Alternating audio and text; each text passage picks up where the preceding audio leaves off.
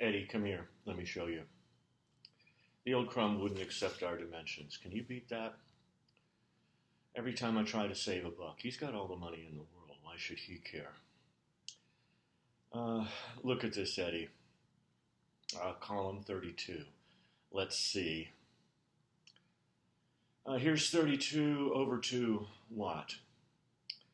More important than this? I don't think so. Let's say it. You're what? You're not going anywhere. You've got a lot of nerve. Explain.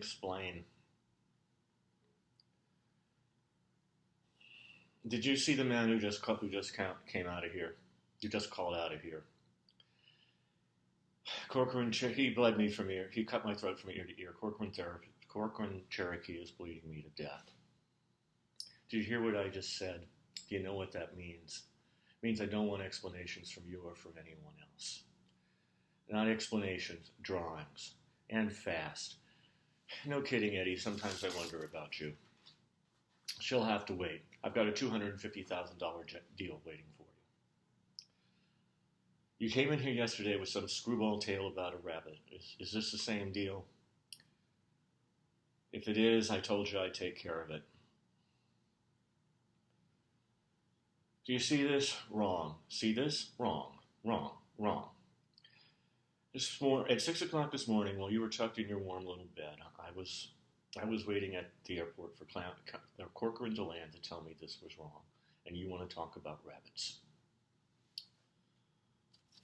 Well, let me explain something to you. If you walk out in the middle of this job, that's what it sounded like. For nothing, you want me to accept a stranger in this role, stranger in this job, and pay 2 salaries. Did you forget I'm paying you a salary? Well, don't. Because if I have to hire someone to take your place, it won't be on a temporary basis. And I do. Why? I haven't been giving you credit for that, have I? If I'd listened to you to start with, this would all be over by now. Okay, go ahead, Eddie. What's the problem? We'll get back to that. Let's get to the main problem. Well, we went through all this. One of the things I've always liked about you is you're sentimental. I'm sentimental about myself, about my own family. But take my word from it, or Eddie. Kids don't know or care about principle. Give a boy a bag of marbles, and he'll forget the biggest broken promise in the world. I know, I didn't raise 2 kids without learning a few things. He'll forget it. You'll take him something. Pete, wait a minute. Eddie, are you finished with your explanation? Is there anything else? I didn't mean to stop you. Pete, can wait a minute. I see, Pete. Sorry. Listen, Corcoran was here and he wouldn't accept our dimensions on the new stuff. Yeah, he's afraid he'll make $1 on the deal. We've got to start on a line from column 32 over to the elevator shaft and resize the whole thing. So you and Maddie can't lay that out. I want you to send Maddie in here to help out Gary and Eddie. Corcoran is on his way there. Be nice to him. Maybe you can push him off the roof. I did. You will. Look, Eddie, let's quit kidding each other. You're not going anywhere and you know it.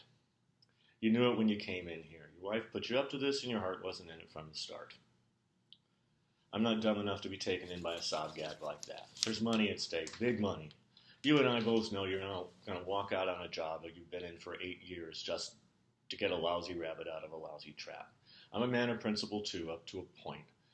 But a man's got to be realistic. Tell your wife that going to Vermont would cost you your job, and if she doesn't believe you, tell her to give me a call and I'll confirm it. That ought to patch things up at home. Now here, take this and size it up to standard from 32 over to the shaft. Okay, boy?